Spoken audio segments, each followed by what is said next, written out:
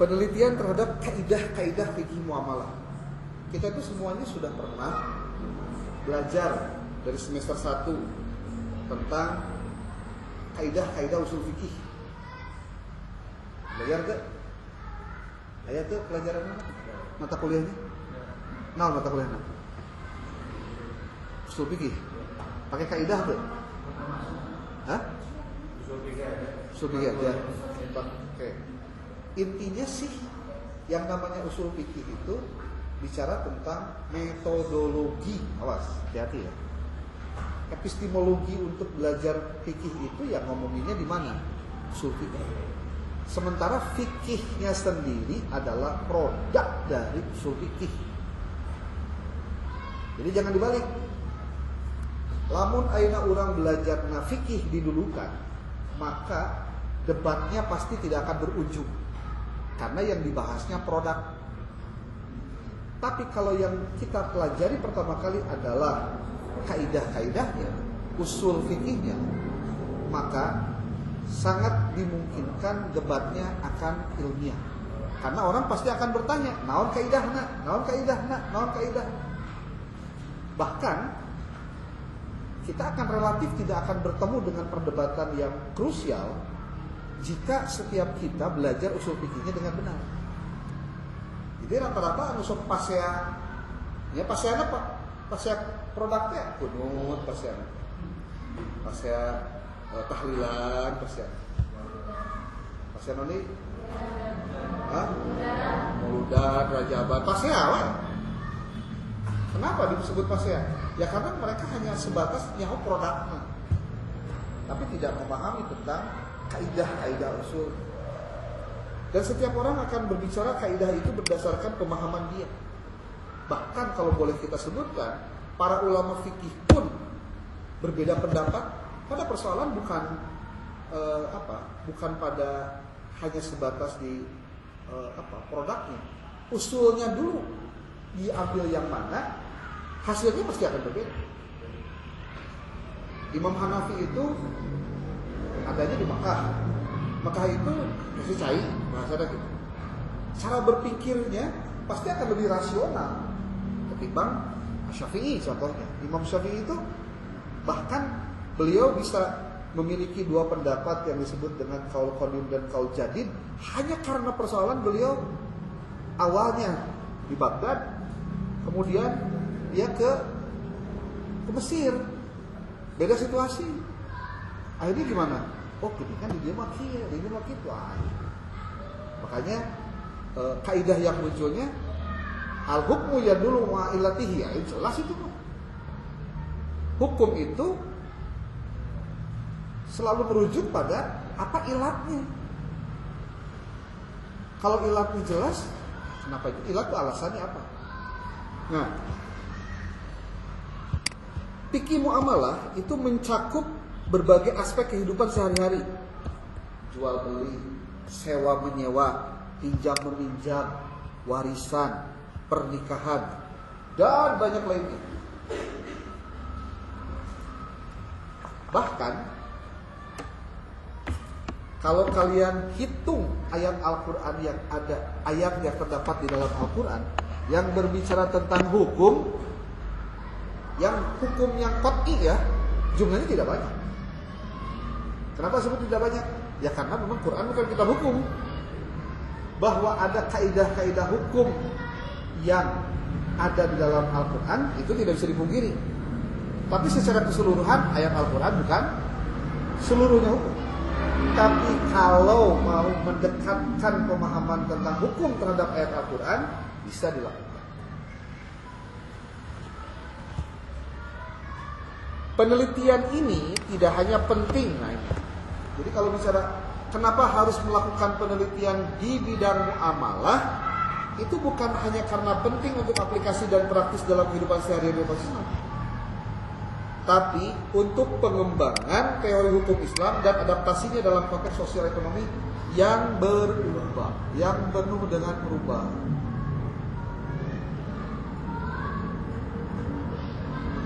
Apa tujuannya? Nah, pertama, pemahaman yang mendalam. Kalau dilakukan riset, berarti kita mencoba untuk memahaminya dengan benar. Berhati-hatilah pada saat kamu belajar tentang penelitian, disampaikan bahwa kalau terjadi berpikir yang berubah, cara berpikir yang berubah dari orang yang melakukan penelitian, maka kamu jangan kaget. Geningan ari geus di jeroan mah ternyata ieu teh kieu geningan, berarti selama ini tuh saya punya pemahaman yang keliru. Tuh bisa gitu. Karena apa? Orang yang penelitian membaca bukuna, belajar perdebatan tentang ini tuh kenapa, itu kenapa. Sampai akhirnya kalau kemudian kamu memutuskan, segala mah bener mah, iya cek saya mah, dan ini kehartikan kieu, itu bisa jadi terjadi. Makanya jangan sampai punya pikiran begini, orang mau melakukan penelitian, kunaon, mu aya bisi romah. Pertanyaannya sederhana, kenapa orang pada enggan melakukan riset? Kalau hanya alasannya nggak mau berubah, kamu keliru. Pertanyaan balik, terus kalau saya berubah kan emang salah enggak? Salah tuh? Salah tuh? Sebetulnya bukan persoalan salah dan benar ya. Tapi ini mah persoalannya bagaimana orang menemukan kebenaran dalam taraf kemampuan ilmu tertentu. Percaya atau tidak, marane terletik baheula pasti disingsieunan ku kolot kan. Sok aya salahna kolot oge sebenarnya. Nyingsieunan teh para kapalan. Ayo dahar lamun teu engke ditangkap polisi, ya syukur kena karung. Ah, sia. Budak teh jadi sieun ku polisi gara-gara sok diomongan kitu ku kolot. Ayo dahar makan. Lamun teu ya culik. Jeung culik lagi centang tupangi. Sok anak kecil yang belum pernah diinformasikan tentang juri, manehna menonton film horor nu jurigna sakumaha ge, seuri situ. Ih lucu ya, cenah lucu. Bejaan we kumaha eta teh jurig, ieu teh naon teh. Budak teh pasti jadi sieun. Kalau kemudian usia kamu terus bertambah dan kamu jadi lebih memahami apa yang terjadi, kamu sebetulnya nggak usah kaget kalau kemudian kamu menganggap biasa wae. Contoh, baheula mah nonton film teh sieun. Dacan apal bahwa eta teh bohong. Ari geus nyaho prosesna cara nyeun film jurig teh kieu. Oh, kitunya cara nyeun film jurig teh. Kan loba ieu apa? Sebenarnya ya begitulah. Behind the scene-nya loba banget lah. Oh gitu dihanya juri teh ngapung nanti make tali. Berarti sebenarnya mah. Terus kamu nonton film juri ceritana, nonton horor. Sebenarnya mah kenal kamu teh jadi sia jadi karena kebawa suasana saja. Batur. Enggak atau ketutup banget dan sebagainya. Kamu nanya apa? Gitu. Kunaon malah jadi sia sarua? Iya lingkungan ieu. Jadi sebenarnya kadang-kadang ilmu jadi tidak bermanfaat ketika yang di sekitar kita jelema bodoh sebenarnya.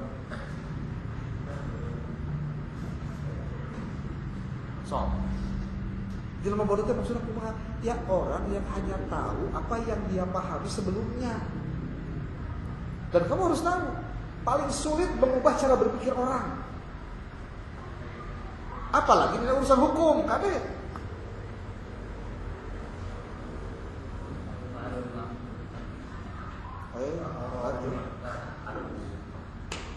Maka kenapa kemudian yang harus dilakukan tujuan dari pendekatan atau penelitian tentang fikih ini penting? Karena ini berkaitan dengan pendalaman pemahaman tentang prinsip-prinsip hukum Islam. Betul ya? Saya termasuk orang yang awalnya, tanda petik, awalnya, saya bilang awalnya, ningali Gus Dur, dicermak wae. Wah, enak, boleh gitu Pak. Karena dia kontroversi. Nyebutkan bahwa udah di DPR nggak usah pakai assalamualaikum, selamat pagi aja. Oh kan itu rame. Kerjeleman awam waktu itu mungkin saya termasuk orang awam. Lompo Gus Dur, Sedemang, pokok anak kiai tapi pemikiran anak itu ngomongnya itu patut sekolah ini. Kadia kan weh. Si pengurus. Ketika kita belajar tentang bagaimana strategi dalam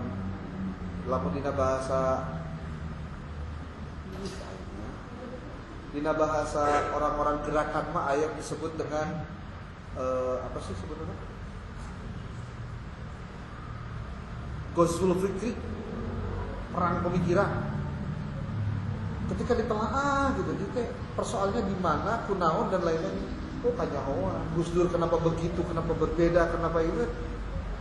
Ketika penjelasannya kita telaah, ya memang orang seperti Gus Dur harus ada di kalangan umat Islam sebagai penyeimbang dalam menghadapi orang-orang yang cenderung berpikir sempit. Gak bahasa gampang lagi, dan kudu dijelaskan kabeh anu aya terjadi di urang teh. Dan ternyata lamun urang menelaah lebih lanjut, urang teh bakal ngerti itu maksudnya naon gitu. Cuma bagi orang yang tidak paham, biasanya orang akan gampang diputarbalikkan pemikiran. Nah, maka ketika berbicara pendalaman atau pemahaman yang mendalam, apa yang dipahami untuk penelitian fikih ini? Pertama adalah pemahaman tentang prinsip hukum yang mengatur transaksi dalam muamalah itu sendiri.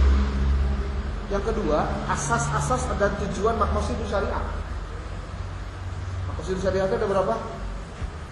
Ada 5. 5 teh anu salaf ya, yang lama. Sekarang sudah 7. Sudah tahu belum pergeserannya ada di mana? Ada perubahan maqasid syariah. Awalnya kan ada yang disebut dengan hifdzuddin. Apa hifdzuddin?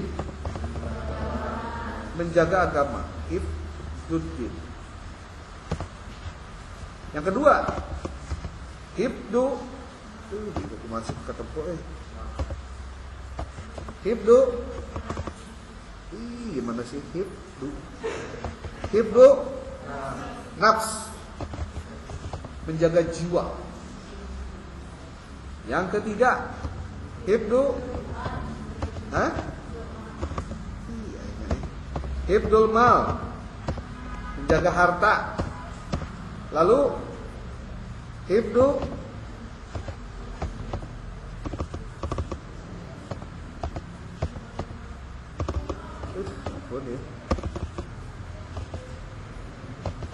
hifdzun nasl, menjaga keturunan. Satu lagi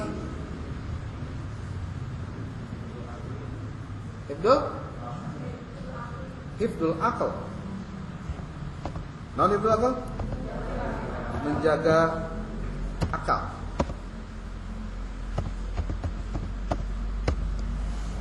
Apa yang dua lagi? Kamu boleh cek nanti di internet. Naon sih hifdzun yang lain? Kenapa kemudian berbicara tentang maqasid syariah ini penting? Cuma 5 padahal, tapi nilai filosofinya nggak semudah begitu. Kajiannya mendalam.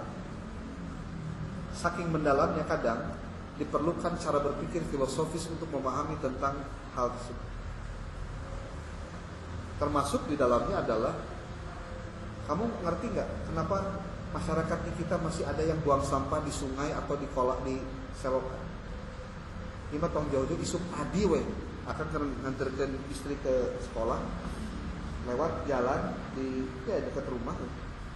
Di bawah nanti ya solokan, solok ya lowongan saya itu. Eta mah jelas orang mau motor kan? Bicara utang, cung gini. Wah, bayangkan memahami micen runtah ulah dina solokan itu bicaranya itu pemahaman maqasid syariah.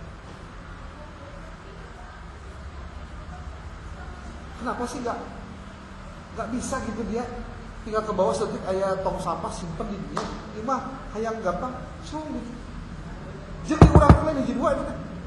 Kasus banjir terus ayeuna kolam atau sungai yang kotor sampah ketika banyak sabar ton kan sampah.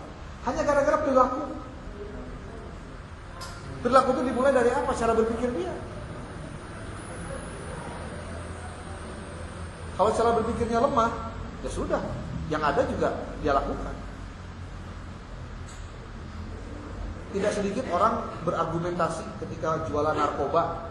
Jawabannya, saya harus menyambung hidup keluarga saya. Kalau tidak saya yang mati, ya pemakai yang mati. Ya daripada saya yang mati, udah saya bunuh aja mereka dengan ini. Yang penting saya tetap hidup. Alasannya gila. Bahkan nih di nama konstitusi syariah ada yang memakai alasan, kenapa kamu menjadi pelacur? Bahkan judul lagi edan bisa. Tuhan, izinkan aku berbuat dosa.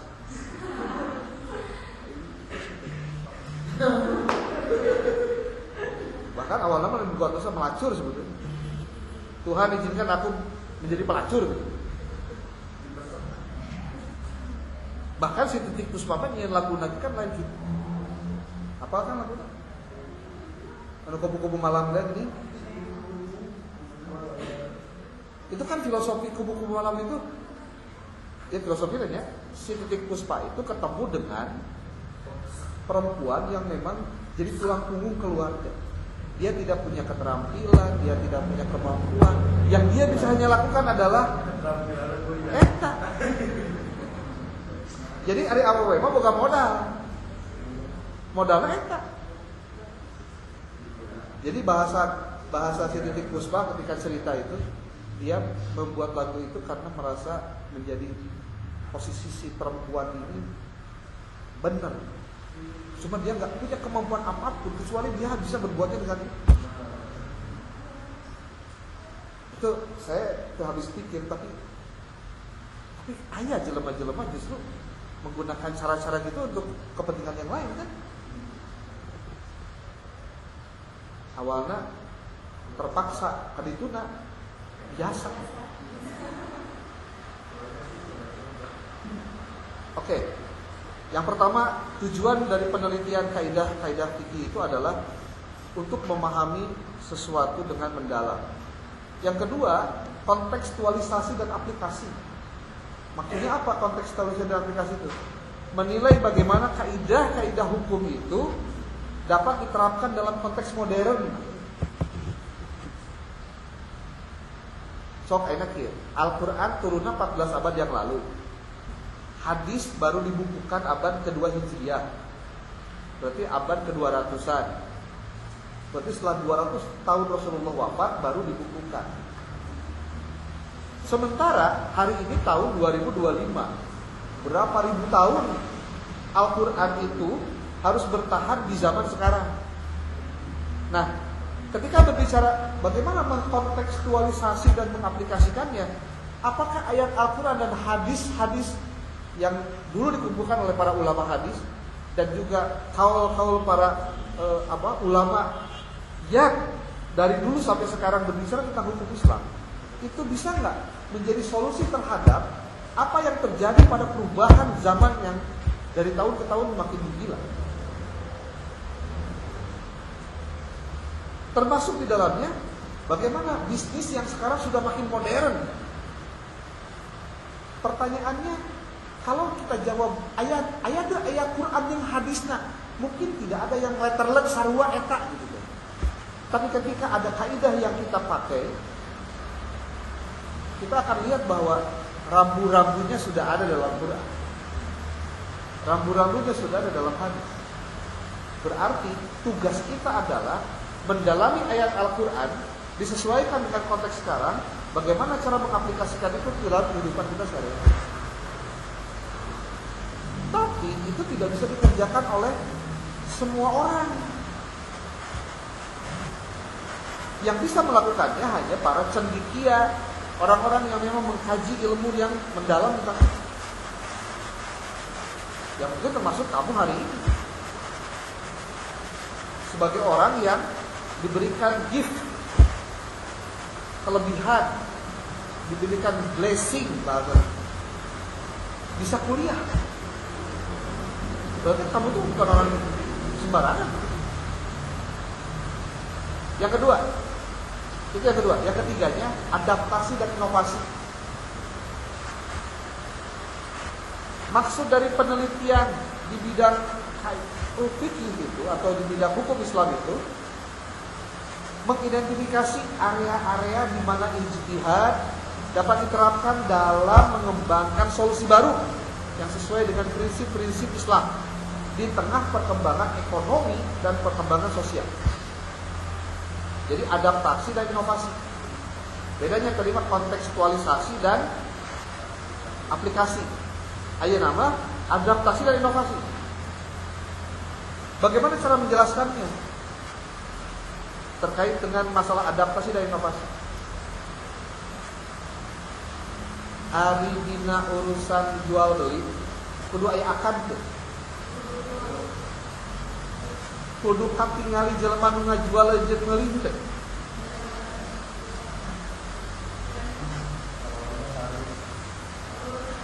Kudu aya segat akad teh. Abdi meuli ieu make duit ieu mangga. Abdi nampi duit ieu keur meuli anu mangga. Ketika sekarang semua jual belinya di sini gimana?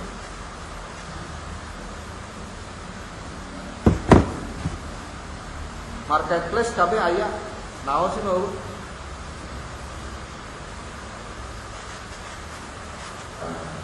Berarti ketika melakukan kita riset, semoga ada di antara hasil temuan risetnya itu yang di dalamnya ada inovasi dan juga ada cara mengadaptasi.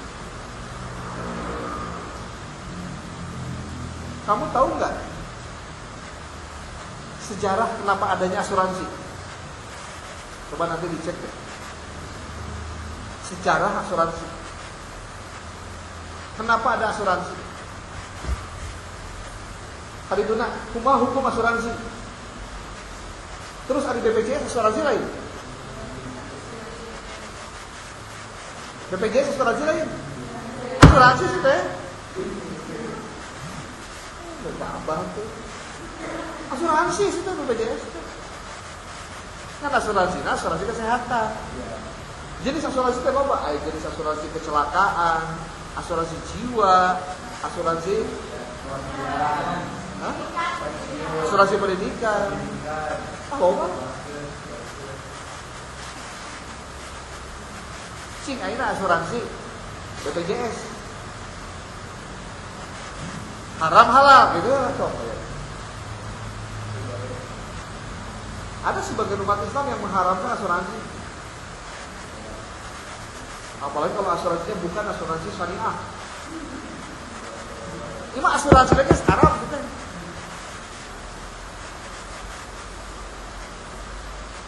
Ngeri. Kenapa saya bisa ngomong gitu? Saya itu bahwa izin asuransi misalnya. Aku jualan asuransi syariah kayak gimana? Alasan orang kenaon pakai sababna bicara tentang asuransi itu haram. Dan masih banyak orang yang kemudian tidak peduli, keluarganya tidak punya proteksi. Apa yang terjadi pada saat kepala rumah tangganya wafat, maka semua hartanya habis hanya untuk pendidikan anak. Hidupnya terlunta-lunta akibat naon? Namun ini rancatan mah potong rancatan anak. Tapi banyak kasus di mana ada orang yang punya asuransi, kemudian meninggal, ayahnya atau ibunya meninggal, dia menghasilkan ada yang disebut dengan premi asuransi, bayar asuransi jiwa ini sampai bermiliar-miliar. Yang ratusan juta ada yang miliaran. Ketika ditanya kenapa dia bisa menghasilkan miliaran, karena dia dulu ikutan asuransi. Artinya orang yang sudah meninggal pun masih punya manfaat untuk orang hidup. Untuk memastikan orang yang hidup tetap hidup dan nunggu maut mah, geus maut. Oh.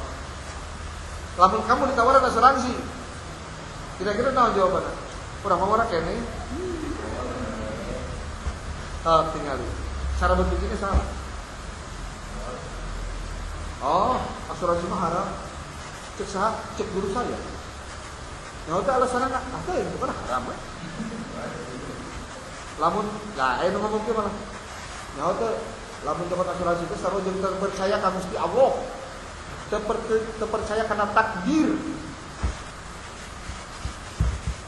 So, perdebatan tentang asuransi itu sampai sekarang masih belum selesai. Kalau sudah selesai, semua orang pasti ikut asuransi. Padahal asuransi itu manfaatnya luar biasa. Justru asuransi itu pada prinsipnya adalah bagaimana kita mempersiapkan jika ada kondisi terburuk yang terjadi. Apa yang terburuk terjadi? Maut. Kondisi terburuk itu apa? Mati. Bisa kita menolak kematian? Ya. Ada lagi yang kedua. Kondisi terburuk itu selain mati adalah kecelakaan. Kecelakaan. Siapa yang bisa menjamin kamu dari sini ke rumah selamat di perjalanan? Ada kan ngambil mah lempang, coba Jerman nu lempang atau beraksi. Karena tidak ada yang menjamin, maka kita menjamin diri sendiri untuk mendapatkan kepastian hukum. Coba kamu tinggal di rumah, namun kejadian kecelakaan di jalan itu ada yang disebut dengan asuransi kecelakaan dari Jiwasraya. Kamu tahu tuh di mana Jiwasraya bisa ngeluarin duit? Tina jelema anu bayar premi atau tina jelema anu bayar kendaraan. Karena ada setoran yang harus dibayarkan walaupun jumlahnya kecil. Katakan lamun jelema itu mau tidak tabrakan, biasanya diberes sumbangan teh 25 juta, 50 juta. Di mana duitnya teh? Dikumpulkan dari semua penumpang se-Indonesia anu daftar jadi anggota Organda yang ngedaftarin diri ke asuransi Jasa Raharja. Lain duit pemerintah kade. Duit masyarakat anu henteu cilangka. Ngerti teh? Sok ayeuna ge. BPJS duitnya di mana? Di jelema anu mendaftar jadi peserta BPJS. Dibayarkan ka jelema anu gering, duit saha? Duit peserta anu teu gering, teu saha. Lamun maneh kabeneran gering, dikumaha teh? Ditalangan ku jelema anu saha. Kita pada mampu kabeh kumaha?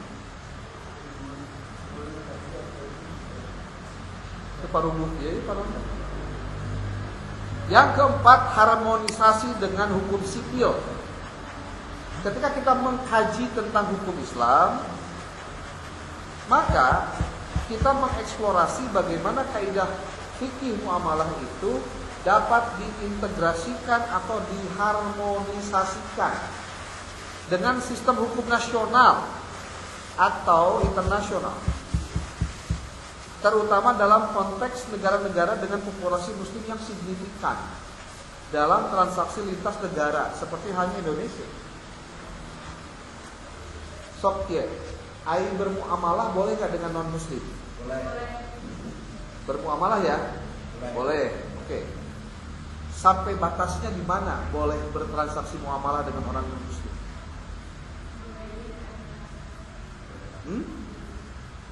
Apa? Apa batasannya? Batasannya selama yang dibahas masalah di luar akidah.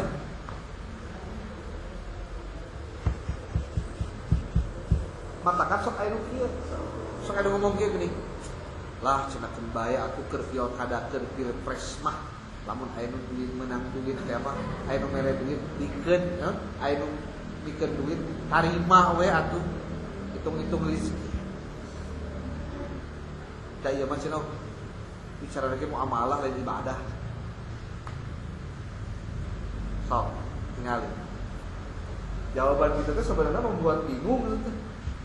Itu kumaha sih nu benerna? Kok ayahnya jelema nu boga pikiran siga kitu? Matakan ieu mungkin. Cek dina hadis, sorry. Kamu boleh cek di dalam apapun. Orang yang nyogok dengan yang disogok itu tidak ada hukumnya, tidak ada dosanya.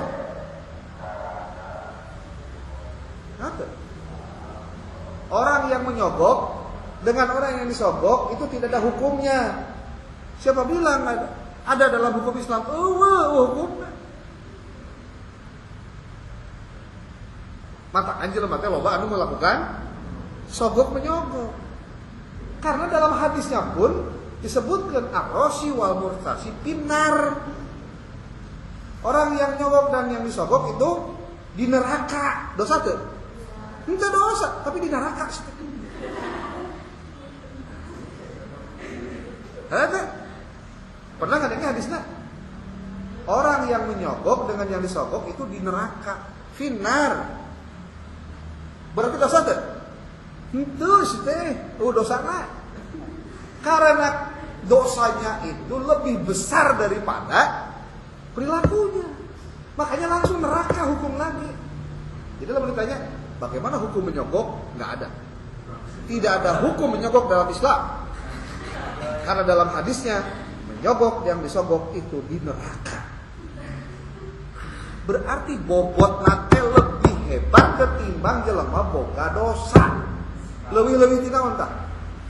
Lebih-lebih tidak dosa sih. Karena itu, lamun memahami hukumnya, hukuman tapi di neraka. Mana sok riweuh di neraka rek kumaha? Berarti aya jelema anu asup neraka tanpa hisab. Saha?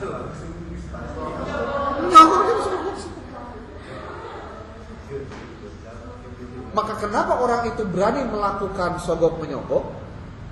Karena mau tidak ada dosanya. Hukum. Mata saya tahu kan anak-anak itu kumaha tah? Jalur eksklusif. Tanpa hisab. Untuk menunjukkan bahwa dalam Islam perbuatan tersebut sangat tercela. Ada hati-hati ya. Kalau kesabab dosana, terus orang bisa ngelakukan enggak juga. Logika hukumnya dibalikkan gitu maksud. Oke. Yang kelima, pendidikan dan diseminasi. Ketika kita melakukan riset, tujuannya adalah harmonisasi pendidikan dan diseminasi. Apa maksudnya? Sudah diklik kan? Meningkatkan pemahaman umat Islam dan masyarakat luas tentang prinsip-prinsip muamalah dengan tujuan meningkatkan kesadaran dalam penerapan praktik ekonomi syariah yang etis. Kalau kamu mau tahu ya, percaya atau tidak, ketika orang mengkaji tentang syariah dan ada ketika syariah booming menjadi sebuah platform yang menarik karena ini berbasis Islam. Kabeh pakai syariah.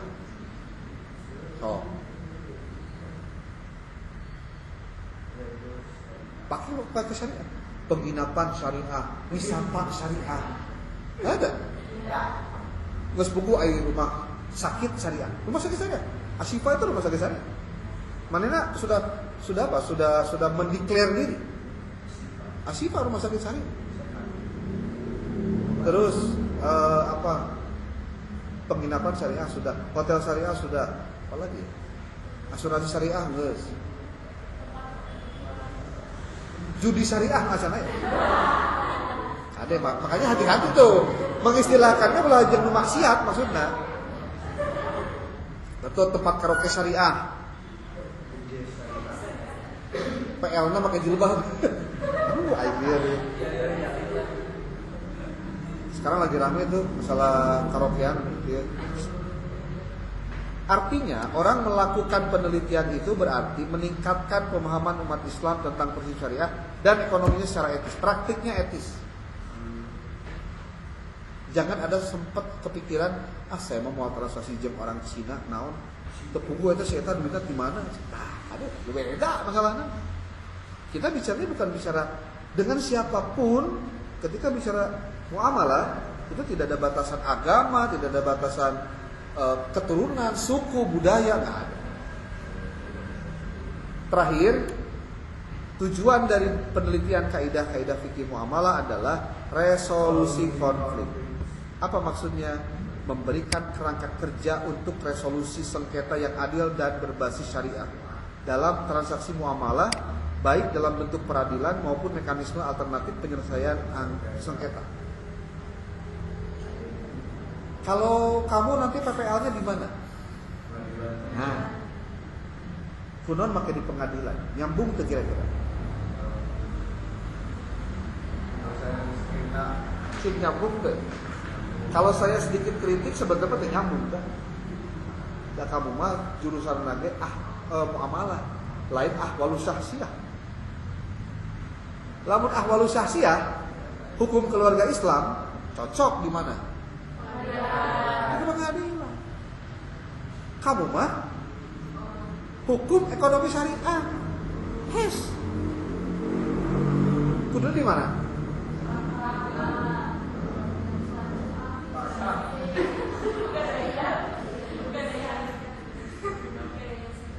Ya, hukum ekonomi syariah itu, ekonomi syariah terutama, itu di mana?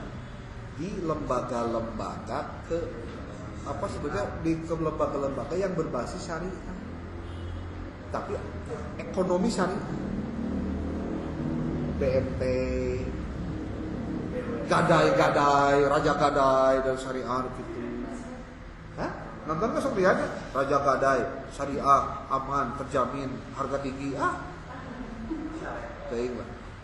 Terus di bank yang berbasis syariah.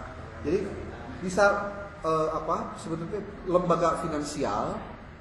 Lembaga finansial itu dari mulai bank, kemudian lagi koperasi, kemudian juga ada BMT, itu basis syariah. Termasuk di lembaga-lembaga yang bertransaksi syariah. Banyak sebetulnya, cuma yang kalau misalkan satu tempat memang dia mendeklar diri sebagai syariah, di situ kamu bisa melakukan riset. Seperti wisata syariah di mana? Di Lombok. Rek penelitian di Lombok mana? Kan ongkos tanggung perangan. Ada penginapan syariah. Tah, sakinah kan syariah. Sebadak. Lu punya kamu nih? Sakinah apa kan sakinah? Itu pasti syariah. Ciri syariah itu naon sih? Hiji ya. Satu nih. Tidak boleh membawa pasangan bukan muhrim, bukan mahram. Kalau bukan mahram nggak boleh. Jadi di tempat pertama naon? KTP sih teh. Boleh jadi awalnya pakai jilbab. Bawa eta mah kedok.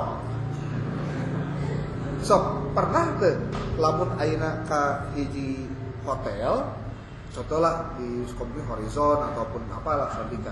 Lamun aya lalaki jeung awewe lain suami istri, da KTP mah dipeta mah hiji. Sanu tanggung jawab. Hiji we. Yang penting aya tanggung jawab. Teu sugan duanana tingali ke KTP-na. Cenah abdi teh tos nikah cenah. Nah KTP-na beda. Imahna emang teu saimah gitu lieur. Tapi teu. Lamun ayeuna lu hiji kabupaten hiji kota, nah bisa kawin, cenah geus kawin. Pertanyaan berikutnya pertanyaan naon? Buku kawin, mana buku nikah? Dan memang jarang atuh nu saya kita mah buku kawin. Kok buku nikah? Emang untuk menunjukkan bahwa orang geus kawin eta teh buku nikahnya henteu lah. Cukup di KTP kan saya kan status menikah, selesai. Tapi lamun kapanggihna KTP-na dua, beda alamatna. Cenah menuju proses cenah ieuna non KTP-na perbaikanana.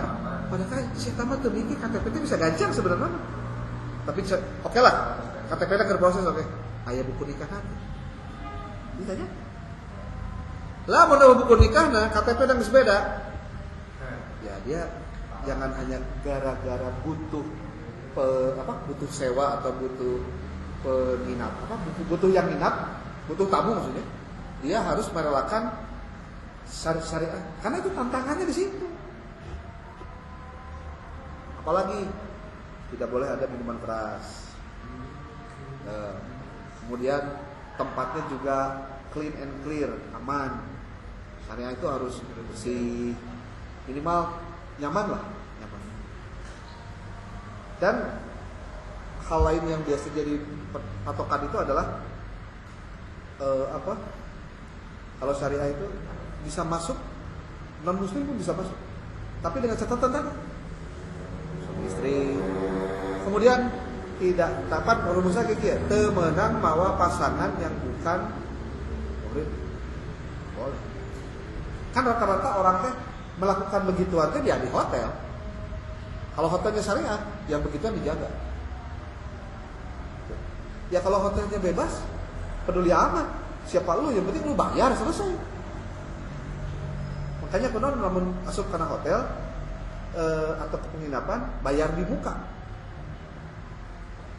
Kenapa bayar di muka? Karena dia supaya terkabur. Beda di rumah sakit. Kuna di rumah sakit sok loba nu kabur. Bayarnya di akhir sih teh.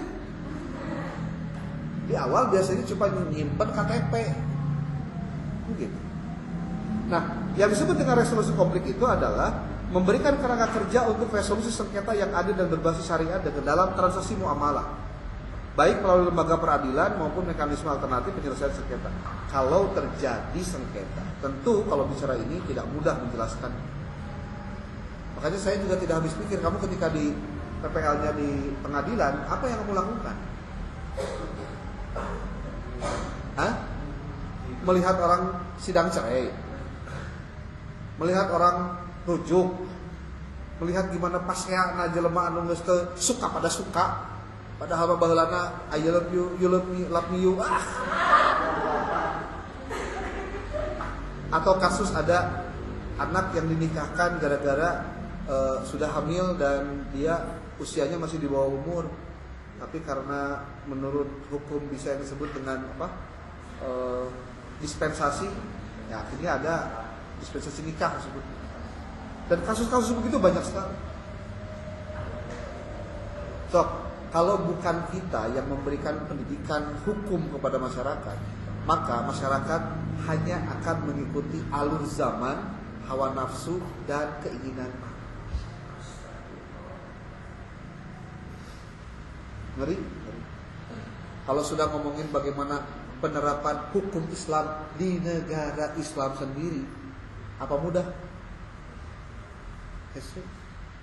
Karena apa? Di sekitar kita pun yang orang Islam, namun di obrolan tentang hukum Islam cantang tuh mana daya ngalaksanakeun. Kang, itu saur agama mah ente apa tuh urusan waris? Rata-rata pasea kan urusan waris. Pasea. Hah? Pasea. Contoh, yang lebih parah itu ada lagi, bukan hanya waris, wakaf, nama. Ada orang-orang yang orang tuanya dulu mewakafkan tanah, ketika wakafnya sudah terjadi, tapi aktaan dah baheula ukur ucapan hungkul, digugat ku anak yang keluarga yang mewakafkan itu, sampai akhirnya disertifikatkan ini padahal harus jadi kuburan, akhirnya harus jadi masjid, akhirnya masjid. Karena tengarti hukum. Wah nyahona, yuk masjid strategis wilayah, ini namun dijadikan bisnis lebih alur. Tapi kayak diratakan deh masjid. Sakitu teh umat Islam seorang. Contoh dina waris tadi di beres. Kaitan masalah pembagian. Oh sarwakeun deui laki-laki jeung awewe, naon bedana? Neng anak bapak, cenah ujang anak bapak. Sarua we atuh. Tekudu setengah, tekudu hiji, tekudu dua, tekudu hiji lah. Itu adil. Ingat, keadilannya muncul dari pemikiran manusia. Lain datanglah ti Gusti Allah. Kamu tahu nggak kenapa waris itu dihukuman atau diatur naku Al-Quran? Karena lamun diatur naku otak jelema, pasihana lebih hebat kan? Sakitu ge aya dina Quran masih kena aya nu protes. Cek nu protes teh kieu. Da Al-Quran mah turun lagi di Arab. Urang mah di Indonesia. Keun bae eta mah Quran entong diganggu, silahkan dipakai di Arab. Di Sukabumi mah make pemikir Sukabumi atuh. Ya. Cek saliwat mah cek anu heueuh nya untung kene make hukum urang daripada make agama.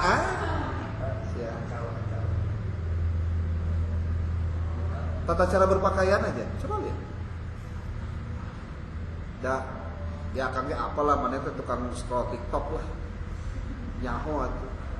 Mimiti anu teu make baju tapi kan nu di baju tapi teu make baju aya. Dikitu teh man. Bayangkan nu make nage umat Islam sorangan. Nu joget nage umat Islam sorangan. Nu goyang nage, nu ningali nage.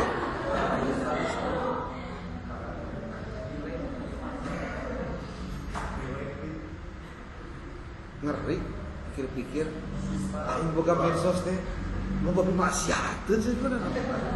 Cik enak urusan medsos muamalah bukan? Muamalah bukan? Maka kan kudu ngartina, saya sendiri, saya pribadi sedang mencoba untuk kumaha carana posting teh hanya sebatas kepentingan dinas, kepentingan urusan ya suka-suka heureuy-heureuy lah nu kira-kira bakal lain urusan kira-kira private kayak ketemu orang jadi wah hebat gitu. Karena kebanyakan kasusnya itu begitu. Pikir-pikir bermuamalah di zaman modern sekarang tidak. Nah, terakhir metode penelitian kaidah fikih muamalah teh naon wae sih? Ada studi literatur. Nah, rata-rata literatur itu yang tadi kaitan dengan masalah kewahyuan atau filosofis. Itu literatur. Menganalisis teks-teks klasik kontemporer fikih muamalah termasuk Al-Qur'an, hadis, kitab fikih dan literatur akademis lainnya. Contoh Kyai Haji Masturo almarhum Muhammad beliau ada kitab-kitabnya. Apakah beliau ada nggak kitab-kitab hukum Islam tentang fikih? Kamu kaji pendekatannya. Dia mengambil dari kitab mana saja, dari mana saja dan lain-lain. Itu bisa dipelajari. Itu studi literatur. Yang kedua analisis kasus. Kalau analisis kasus berarti mempelajari kasus-kasus nyata dari transaksi muamalah untuk memahami bagaimana prinsip-prinsip dari fikih diterapkan dan bagaimana sengketanya diselesaikan. Meureun ya, akang mah husnudon. Meureun kamu ditempatkeun di pengadilan teh supaya ningali masalah sengketa, pasea, pacupujuk gitu kan. Pernah begitu? Hah? Pernah teh ningali? Jelema nu ditipu, jelema anu naon sebutan teh? Kasus pemerkosaan ini pengadilan umum. Kalau pengadilan agama ya paling tidak 3 hal: nikah, talak, rujuk. NCR nikah, talak, cerai. Talak, cerai sarua lah. Rujuk. NTCR nikah, talak, rujuk, cerai. Nah ini kasih tahu ya. Ini sedikit edukasi. Banyak kasus pernikahan itu karena banyak hal. Cerita dikit.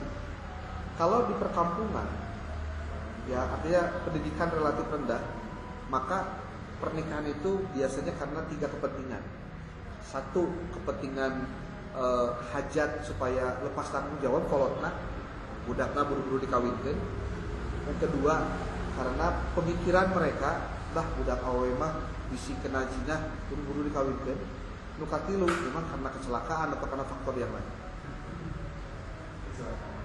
Lamun kasusna itu gara-gara dinikahkan karena ya pergaulan yang enggak benar, itu biasanya hanya bertahan tidak lebih dari 1 tahun. Berakhir dengan cerai, punya anak dan anaknya jadi korban perceraian orang tuanya. Tungtung nasi anak dititipkeun ka akinina, si lalakina teuing ka mana, kabur beuneurannya da cerai teh. Neangan deui nu anyar teuing kawin teuing kumaha. Yang perempuannya itu biasanya dia pindah atau pergi ke kota, ngaku dirinya masih parawan atau kumaha membaca anak, sehingga dia tidak mikirkan anak. Dan kasus seperti itu banyak. Makanya hati-hati. Dia memberi tips and triknya. Sakola we kuliah we sing bener. nepi ka cucu. Kita beres. Kamu lalaki. Perempuan kumaha? Sarua lah. Jangan ilmu lah sing loba. Karena apa? Kan namun aya nu ngajakan kawin keur kuliah kumaha ya asa tanggung jawab panehanana biaya dan sebagainya daekeun teu naon. Lamun teu ya sudah nunggu aja nanti beres. Punten ya. Akan buka babaturan jeung dulur lah. Ya babaturan terutama di daerah-daerah Parung Kuda, daerah-daerah Cicurug, daerah-daerah atau Sukalarang, nu aya pabrikna lah. Itu rata-rata lamun geus kitu teh nya geus maksudna geus kawin gara-gara kecelakaan lah atau karena dikawinkeun ka maksud. Taralila.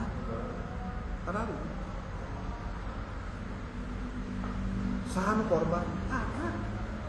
Kalau kamu cek, karena saya sudah pernah ngecek walaupun tidak mendalam, anak-anak yang sering jadi berandal di jalan terus geng motor nukaran itu hampir rata-rata background orang tuanya, background keluarganya itu broken home. Rata-rata. Kenapa broken home? Nggak ada aktivitas di rumah, kalau nggak yang temerhatikan, nggak akin ini nggak terbatas, ngeri. Makanya kalau kalian mumpung ini akan ngomong di kelas di dia, jangan jadi orang yang penyumbang anak broken home. Ego teh ulah tepika digedekeun. Masalahnya kunaon sih? Gampang orang nyebutkeun talak, nyebutkeun cerai. Gara-gara ketidakmampuan mengelola emosi, enggak berpikir jangka panjang, yang dia pikirkan hanya ego pribadi.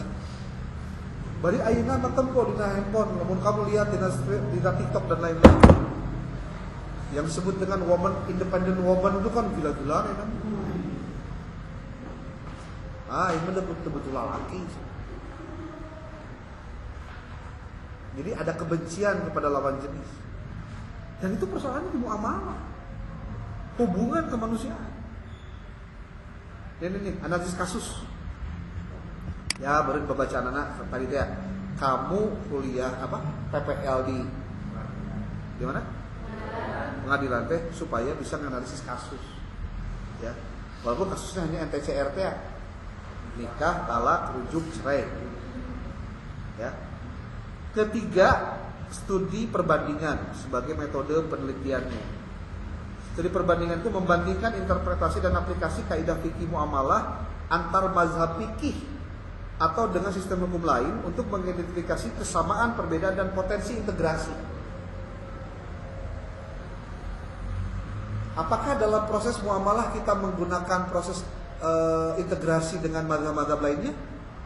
Iya. Coba nanti dicek lah, bisi saya salah ya. Konon kabarnya Imam Syafi'i itu memberikan fatwa kalau transaksi itu harus cash and carry. Seperti lamun kamu dahar ke KFC, pernah kan ke KFC? Naon, kumaha dahar di KFC? Dan bayar dulu mesen, namanya bayar langsung kan? Mesen heula, nges mesen bayar, terus ke datang dahareuna kurang di dahar, tah eta teh mazhab Syafi'i. Ayeuna lamun di warung warteg tah di dieu tah, warteg bahari, kumaha? Mesen, dahar, bayar. Mazhab mana eta? Konon kabarnya, saya juga belum mengkajinya ya. Tolong dikaji lebih jauh. Konon kabarnya itu mazhab Hambali. Berarti di proses muamalah kita menggunakan berbagai mazhab ya.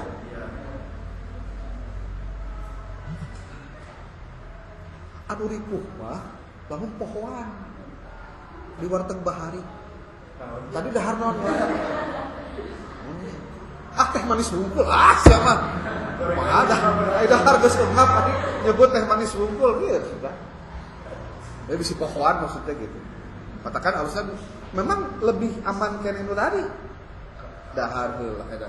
Pesan, bayar, jelas dahar lagi naon? Halal. Aya deui kasusna kieu. Ieu mah kasus. Contoh si Ahmad Si Ahmad teh ke Dima yuk. Aya weh si Ali ke di jalan. Li mana ke di mana? Cek si Ahmad. Urang ke di jalan. Pang meulikeun martabak lah make duit maneh heula. Oke, martabak nu sabaraha? Nu 50.000, meuli 2 tah. Manis jeung asin. Beli 2. Set. Bawa ka imam we. Ya tah martabak teh. Nuhun ya. Dahar tah. Halal teh. Halal, kirim bayar. Halal gitu. Halal teh. Kudu minta izin heula kasih alina. Bari kudu mayar heula, lamun yang didahar. Abah teh. Rata-rata di mana kumaha? Nuhun nya. Mayar ge sukanillah. Akibat dari naon tah? Aya adat kebiasaan yang muncul. Padahal kalau dalam hukum Islam tidak boleh begitu. Sok siga kieu. Kunaon ayeuna meuli motor di leasing anu bulanan nu kredit teh kasebutkeun aya ribaan. Kamu tahu kunaon? Coba. Apa gara-gara karena dibayarna ku leasing? Bukan. Leasing itu meuli ka toko, ya, ke toko motor itu cash. Jadi toko mah menangna cash. Terus si leasing boga unit motor. Unitnya dibayar ku saha? Ku urang. Urang bayarna ka saha? Ka pemilik motor atau ka leasing? Ka leasing. Maksudnya bukan toko maksudnya. Kita bayarnya enggak ke toko motor tapi ke leasing. Leasing apa harga beli jeung harga jual sarua? Nah itu. Malah aya nu disebut hukum lamun teu mayar aya denda. Nah eta. Persoalan lagi yang kedua adalah pemilik sah dari motor itu bukan toko motor. Karena sudah beralih dibeli ku leasing atas nama leasing. Engke geus mayar kakarek ngaranna dipindahkeun ka pemilik motor atau penjual motor. Di mana hukum riba? Dalam prosesnya juga udah ketahuan. Bukan sah sebagai pembeli. Pan orang teh rek meuli motor teh kadinya, tapi dibayarkan polis. Itu persoalan. Tuh.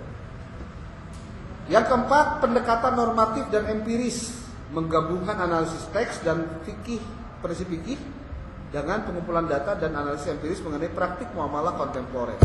Normatif, empiris. Kita lewat saja dulu. Yang kelimanya adalah metode interdisipliner. Artinya menggabungkan keseluruhan dari metode dalam persoalan hukum. Seperti di sini menggabungkan adalah ekonomi, hukum, sosial, humaniora untuk memahami kompleksitas dan implikasi sosial ekonomi dari kaidah fikih muamalah. Perdebatan panjang terkait masalah dulu si Ustadz Yusuf Mansur itu punya bisnis di online namanya Paytrend. Ramai Paytrend. Wah, gila-gilaan. Saya termasuk juga yang ketipu juga sebenarnya. Jadi orang anu kudu KTP jadi Paytrend itu jualan pulsa, jualan apa gitu ya. Kenapa kemudian rugi dan bangkrut? Mismanagement. Kultur yang dibangun bukan kultur yang benar-benar Islami. Bahkan Ustadz Erwandi itu dia mengatakan bahwa Paytrend itu ada unsur gorornya. Di mana gorornya dijelaskan? Di titik lemah. Bahkan di dunia modern sekarang, kenapa banyak orang yang tertipu seperti hanya umroh murah yang 14 juta? Pernah dengar? Yang first travel bahwa anu si ambasador nanti si Syahrini. Yang orang sudah daftar, bus antrian panjang, akhirnya keberangkat karena pemiliknya kabur, tapi benang ketangkep. Apa yang terjadi? Itu adalah skema Ponzi namanya. Orang yang daftar duluan dia akan diberikan manfaat yang besar. Tapi anu terakhir mah nyocokan anu mayar terakhir. Jadi intinya dari loba untuk Makanya kalau dalam prinsip muamalah, khususnya dalam hal jual beli, khusus ya, pastikan kamu tidak gampang tergiur dengan keuntungan dan laba dari usaha. Hey, bisnis untung 20%. Kamu tahu tuh, cek orang ekonomi, kamu nggak kerja, tapi kamu nyimpan uang saja, kamu dikasih 3%, itu udah bagus. Iya, mak yang nawaran 20%, aku jelema jadi tertarik. Apa yang terjadi? Duit keluar, digolangkeun teu jelas, leungit jelema kabur, maning ngalemot curug. Dan itu banyak terjadi. Lamun ngiluan kalau itu hati-hati, jangan pernah tergiur kalau dia bilang berapa persen untung nak 20%, nah ngiluan 20%. Orang gila katanya kalau ngasih duit 10% pun itu orang gila. Karena apa?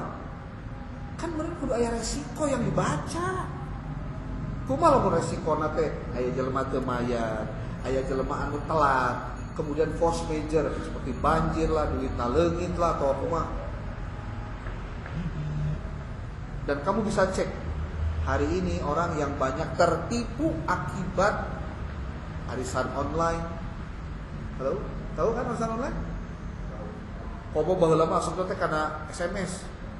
Kudu datang ka mana? Itu disebut lagi arisan berantai. Lagi.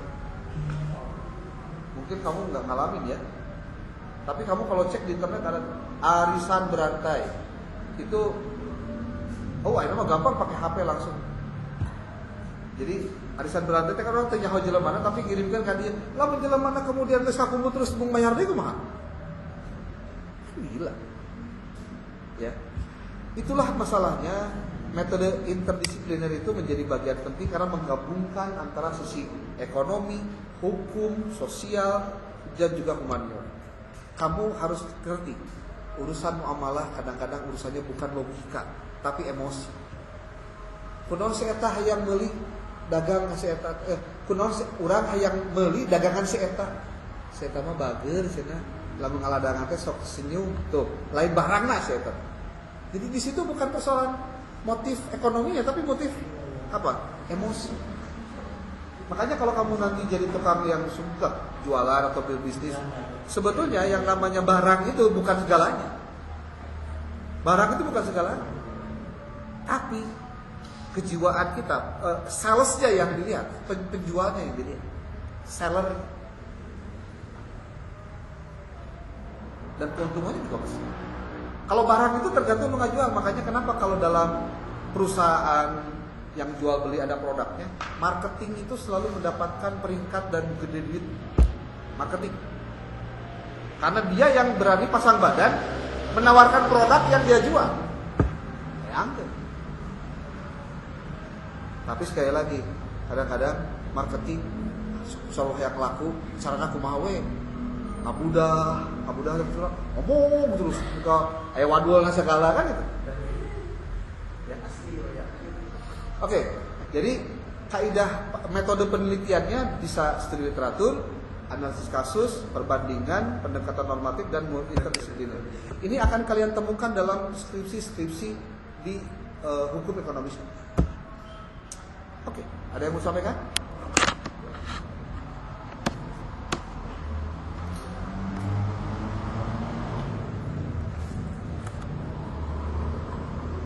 Ada? Saya balik. Sekarang kita nepi, saya balik. Tadi ambil itu. Emang nggak ada itu?